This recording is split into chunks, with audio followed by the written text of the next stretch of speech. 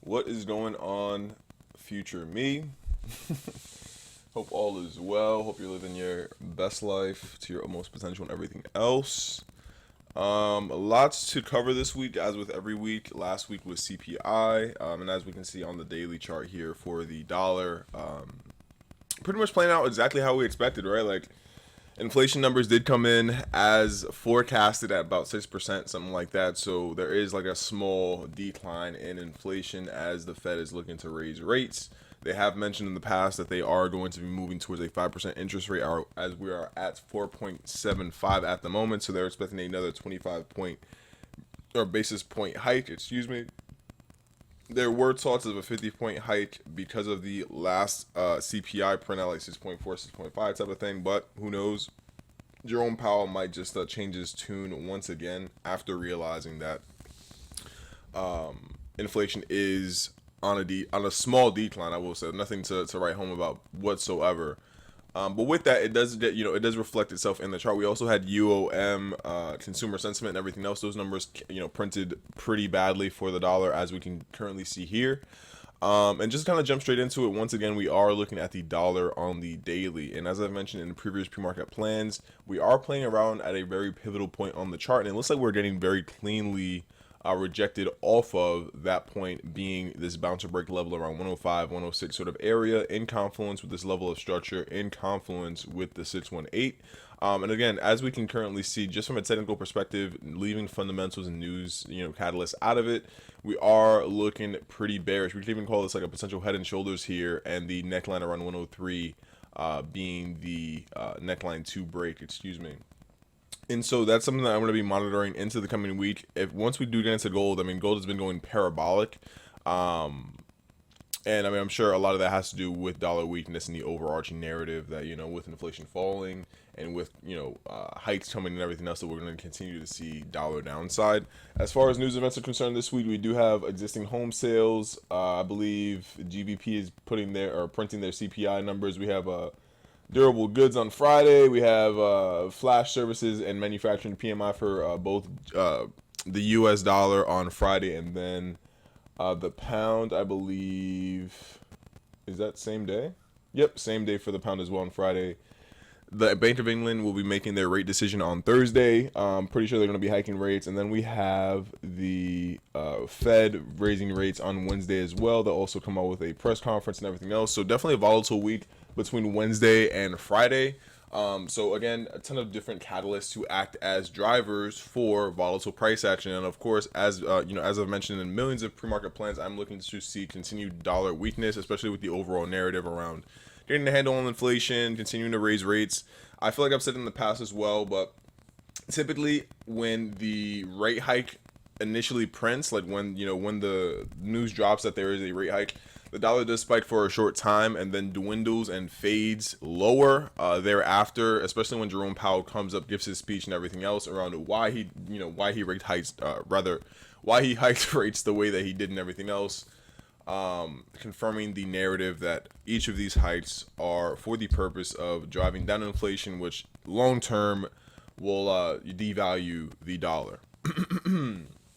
At least from as far as like a charting perspective, right? Because as inflation goes lower, so will the value of the dollar.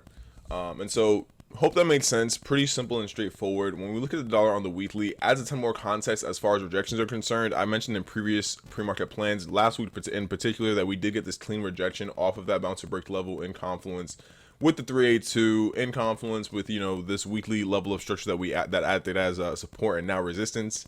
And so we're making a very definitive move into that previous 103 level around the monthly, looking a lot more solid and has a lot more context on the weekly. When we look at the monthly, not so much so, right?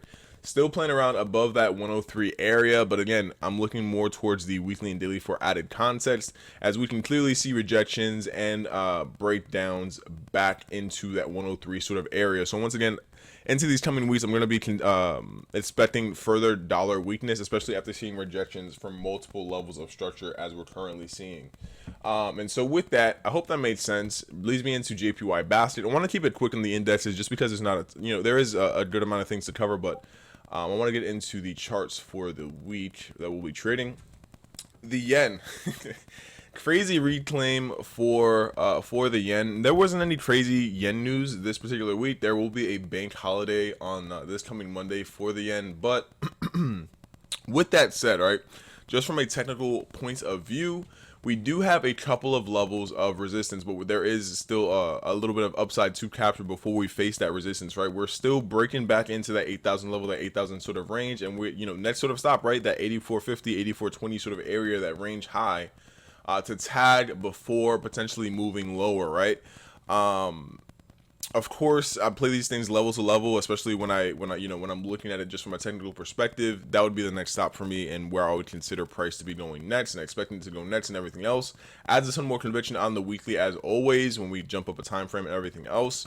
We did get a clean break retest of that range mid, now moving into that range high around 8400, 8450 sort of area. This is a very sturdy, a very strong level of structure, as we can currently see. This is the weekly range high, also in confluence with these previous sort of trend line structures that acted as sort of bands in which the yen moved in, prior, back in March 22 and prior, excuse me.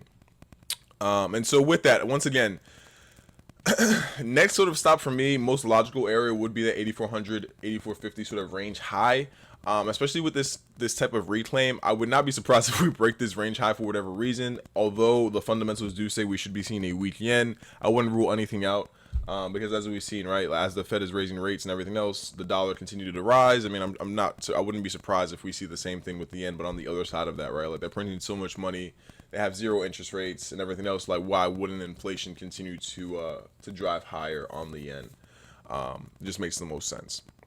Looking at it on the monthly, not a ton of added context here. As far as structure is concerned, we do have this descending channel that we could potentially be breaking into this coming month. Still a bit early. We have 12 days left. We also have this level of structure around the 618, that fib confluence as well, that I will be respecting, unless we get some bid reclaim above that 8400, 8450 sort of level. I will not be jumping for joy or anything of that sort, or making any sort of crazy rash decisions.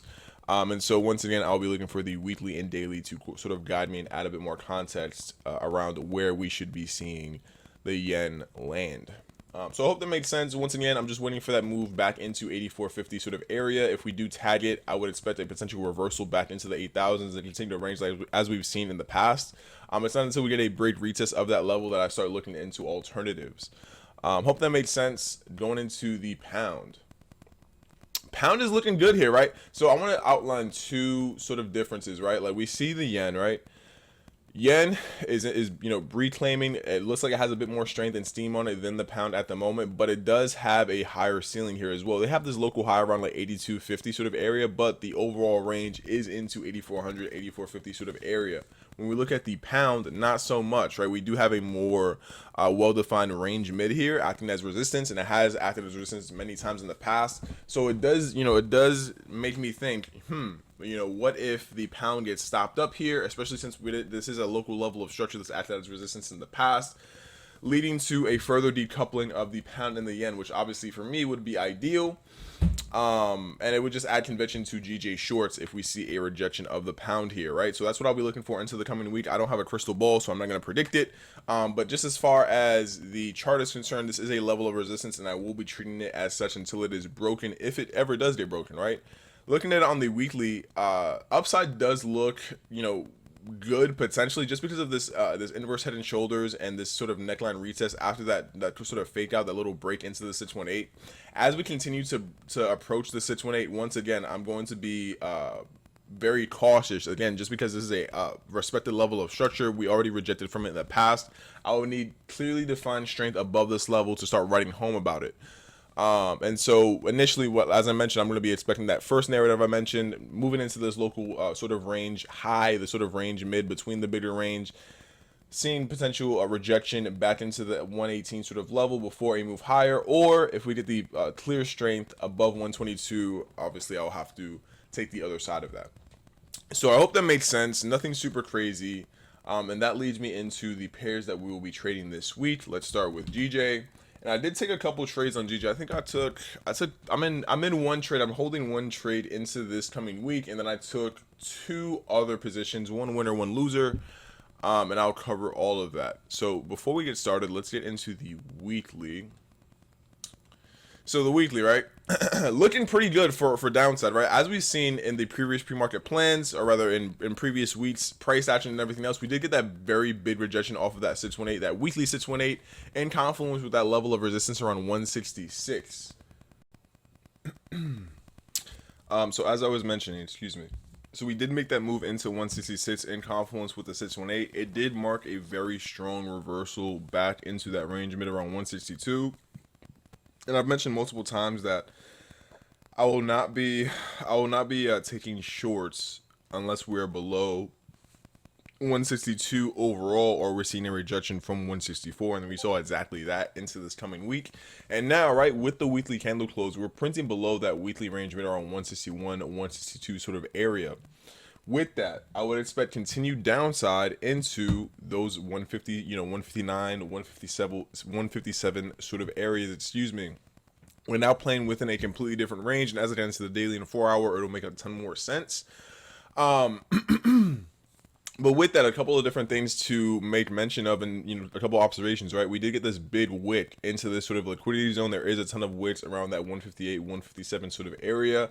So this could be, that big move into that 158, that big retest before you move higher, or we could be seeing continued downside, especially after that 618 rejection. Overall, right?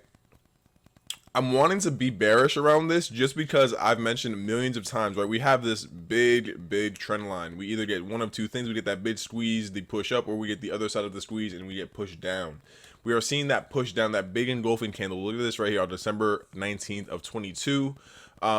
Huge rejection to the downside, a huge solid body close to the downside. And now what we're seeing is that lower high, lower low, sort of structure forming. Although we're in a bigger uptrend, as long as we're within this range and not breaking above 167, anything can happen, right?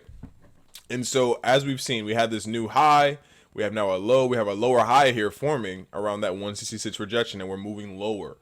So I'm going to be remaining of that same sentiment into the coming weeks until we get like a reclaim above 164 sort of area. Any sort of strength above 164 area, I would be buying. Looking at it on the daily does make a ton more sense. I know that last week's pre-market plan did let me holy shit. Last week's pre-market plan allowed me to point out this very clearly defined head and shoulders. That head and shoulders did break, right? We had the left shoulder, head, right shoulder. We could also play this off as a right shoulder as well if we wanted to. Same shit. And then that neckline around 162, 161 sort of 80 area. We did get that break. The measured move took us straight into 159.60 sort of area. Got the full measured move to play out. And now, overall, I would be wanting to see continued downside and continued weakness. Although the Thursday daily candle close does look extremely bullish, a rejection into that 160, 159 sort of area, that following and most recent daily candle close is still bearish, and we are still below 162 overall.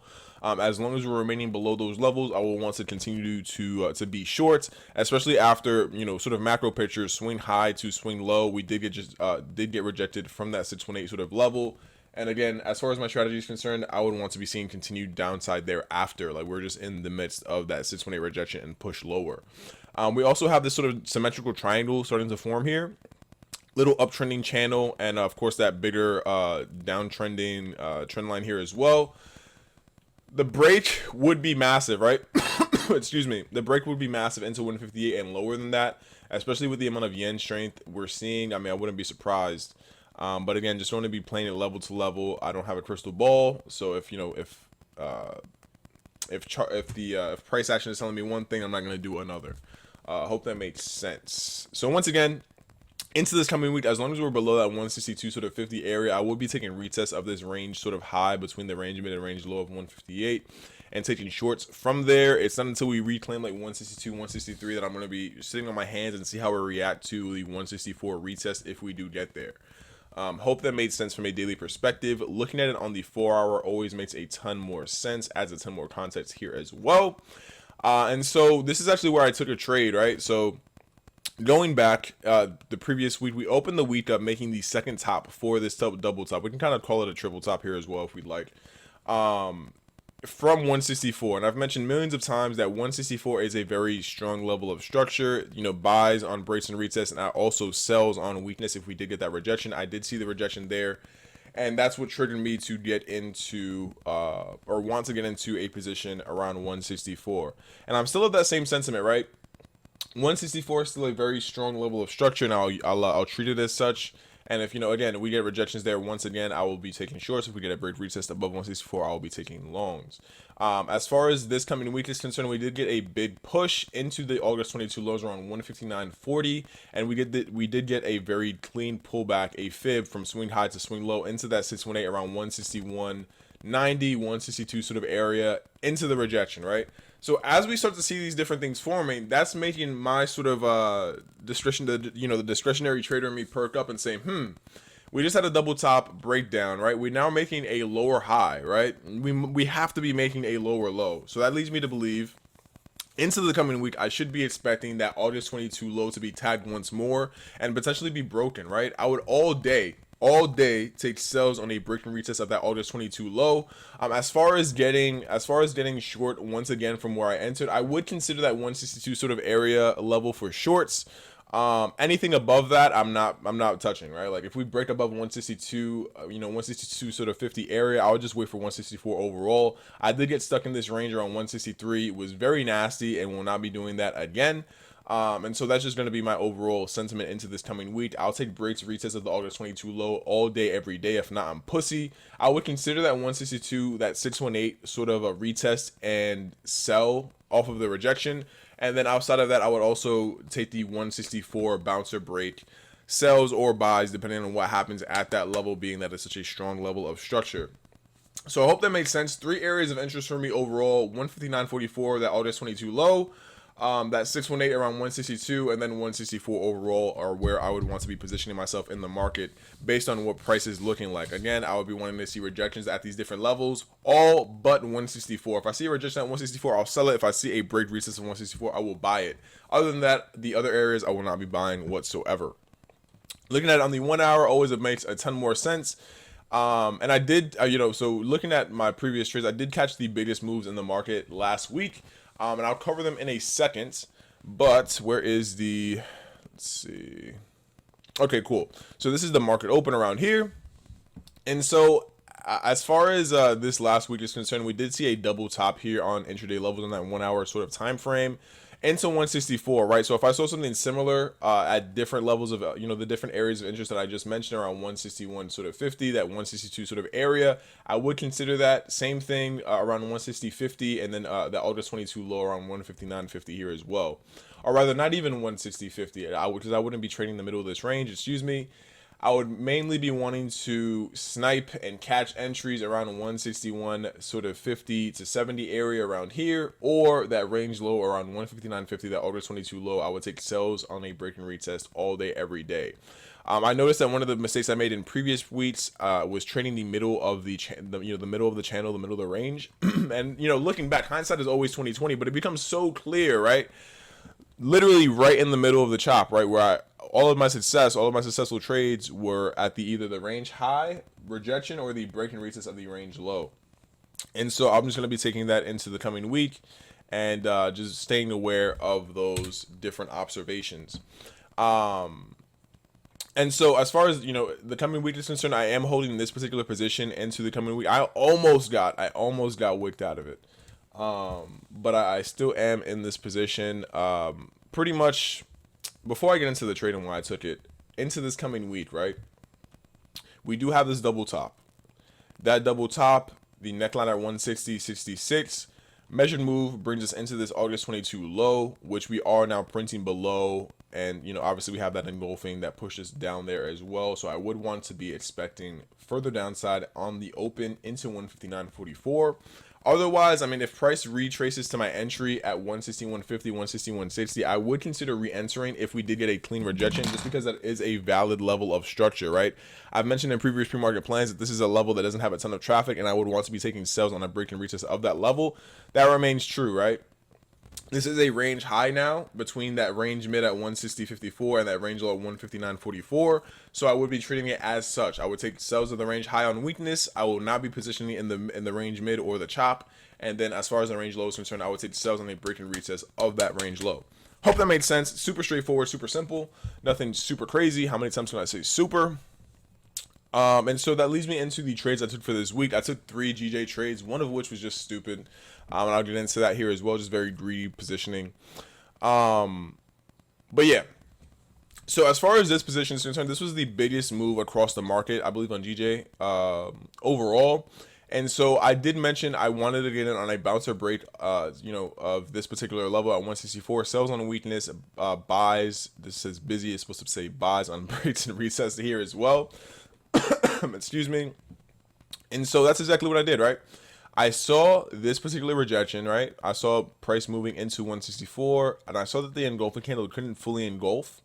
I noticed thereafter the bearish engulfing candle and the consecutive engulfing candles thereafter. It was on the second engulfing candle that I ended up entering. Because I knew that since we got the rejection up here, I looked left. I looked left at all the times that we rejected from this level, and I figured, this fits my plan, 1. 2, this is a 4-hour 618. Let me come back here. This is a 4-hour 618. I started to see the rejection here as well. I saw this 4-hour candle form, and I got in on the second 4-hour candle when I started to see it turn bearish rather than flip bullish thereafter. Went down to the 1 hour, and I was like, oh, let me go back. Went down to the 1 hour. Oh no, this is back here. Not this one, but back here. This is the 618. So it had big fib confluence, as we can see. Big fib confluence. Absolutely beautiful fib confluence. I saw the rejections and everything else, and I figured this is a perfect time to get into the position. Although it was just a tad early because there was another retest thereafter, I noticed that, again, because I had the 4-hour and high time frame confluence in confluence with that 618, it added a ton more conviction for me to get into the position. So I want to paint a clear picture for my future self as to why I got into the position, especially after just the first rejection rather than waiting for the second one. I had a ton of high time frame confluence. I also had fib confluence and everything else, so it made me a ton more comfortable in taking the position overall. Also, I mean, we could also have called this like a double top here as well. But that wasn't, again, the main reason why I took the trade. It was more so that high time frame confluence, the fib, and then the rejection of the 1 hour here, and then the consecutive candle thereafter. So I got in on that second candle that was forming, and I just let it ride. I walked away. I set my stop loss above the previous highs, looking left. I looked at literally this high right here on 164.24. I placed it right above, literally 164.30. I went to bed, and then I believe the GBP claimant count change had dropped, and price just dumped straight to my target. I actually ended up closing this on accident because I wanted to move my TP down to 158.68 type of thing, and I accidentally just closed it. Otherwise, I would have held it. Just a small mistake on my end. But really, all this, I captured 3.6 R, which was great. I only risked half a percentage point because I was on a small losing streak prior. And I'm glad I did, just because, again, like, that always regains, or rather rebuilds your confidence and everything else into the following positions, and it just is the smart thing to do when you're on a small, dry spell. So with that, I took that position, and I feel like this next very stupid fucking position, I ended up taking because I exited the prior position a little early, and I wanted to continue to catch further downside. And it was on me. I did not wait for a candle closure. Absolutely disgusting. Did not wait for a candle closure whatsoever. I was waiting for, or rather, I was getting in as this candle was forming. And then on the 4 hour as well, it was like looking like a very small, oh, this was looking great too. On the 4 hour, right, I started to have that high time frame confluence, but it was into the support, right? Like, regardless of how much momentum, I've said this many times, regardless of how much momentum a candle has, if it's moving into support, it's still support until it gets solid body close below, right? I did not get a solid body close here. That was an error on my part, and it reflected, right? It reflected in the result of the trade. And so I got in literally at the bottom of this fucking candle, trying to get a continuation. Following candle thereafter stops me out very swiftly.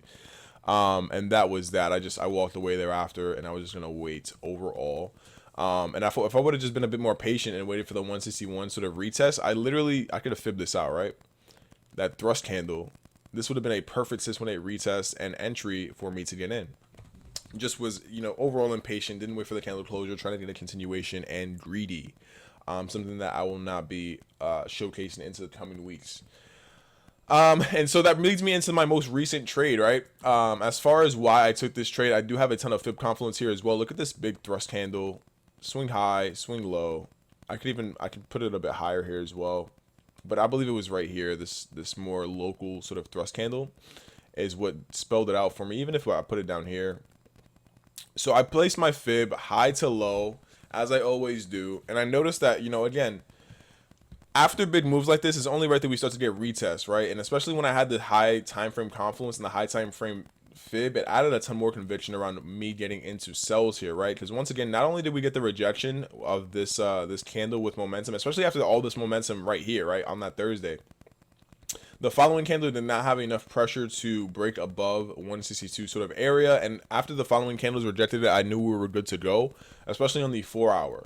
One thing I want to mention on the 1 hour that added conviction in this position here as well is, look at this rejection, right? Obviously we have the structure in confluence with the 618, but also look at the rejections. Looks very similar to a position I took in the past, right? We get the big rejection, and then price just continues to build pressure above the level that we just broke down from, right? Above that level around the 618, around 162. Like, we get the break back down and just shitty candles up until we get the full rejection and move lower, right? Looks very reminiscent of this position back here. This is something I was looking at in my planning. Very, very similar, right? Get this big momentum into a level of structure, engulfs back down and does not have enough pressure to hold itself back above the level it just tried to break out of, and we get that further move to the downside. So that literally the same exact setup, same exact concept. And when you even look at it, it looks exactly the same here as well, right? Like I could even add this little level of resistance up here. And we can clearly see that once we reach that point, price just continues to wick and fails to break above that level of structure, leading me to believe that we will be capturing further downside. So I positioned a bit early on the first top here at this particular candle, this mini engulfing candle, as far as it being a rejection overall from that level of structure. Again, it looked very similar to that position I just showed you guys in the past. And so that was enough for me to say, hey, I have fib confluence, I have high time frame confluence, I have structural confluence, and then now I have, previous history sort of confluence to take the trade.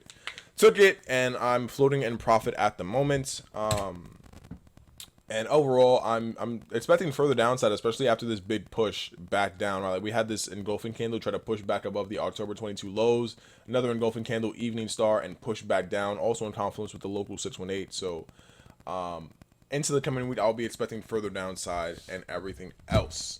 So I hope that makes sense. Just to sum it once again, I'm looking for sales on a range high rejection around 160, 160. I'm not going to be trading the chop or the range mid around 160, 57. This is not for me. And I'll be taking sales on breaks and retests of 159.44 around the August 22 low. Hope that makes sense.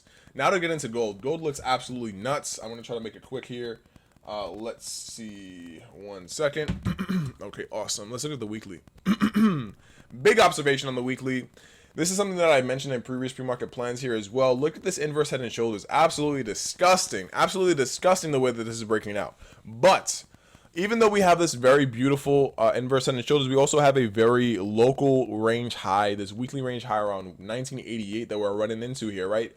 Actually, for me, I mean, it is a small cause for concern. But on the other side of that, not so much, just because after we get these big momentum candles, these big, fucking rockets into these levels of structure, it's only right that we get a retest, right? And it just makes the most sense that we're perfectly aligned with a level of resistance to give us that retest before a move higher, right? So I would expect into this coming week a move into the 1930s or 1905, something along the lines of this, before a move higher, right? Why do I believe so? Well, looking left, right, we have a very well-defined level of structure. We have a very well-defined level of structure here in this trend line.